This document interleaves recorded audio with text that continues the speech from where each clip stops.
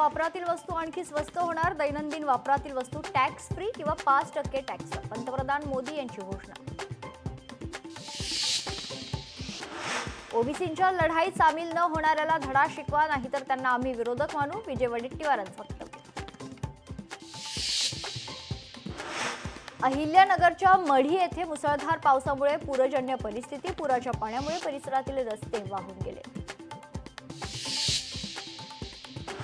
नवरात्र उत्सवानिमित्त नाशिकच्या सप्तशृंग गडावर प्रशासन सज्ज. यात्रा काळात मंदिर दर्शनासाठी 24 तास खुले राहणार. सर्व विभागांना चोख नियोजन करण्याच्या सूचना.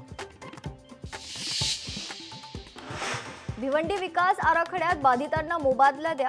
आमदार रईस शेख यांची मागणी. भंडारा जिल्ह्याचे पालकमंत्री डॉक्टर पंकज भोयर यांच्या दरबाराला उत्स्फूर्त प्रतिसाद. 2016 निवेदन प्राप्त झालेली आहे. डॉक्टर पंकज भोयर यांच्या हस्ते पालकमंत्री जनता दरबार पोर्टलचंही उद्घाटन.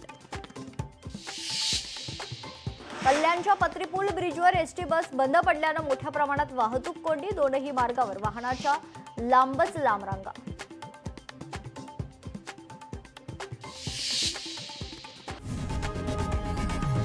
लोकशाही मराठी ऐका, पहा, जागरूक रहा.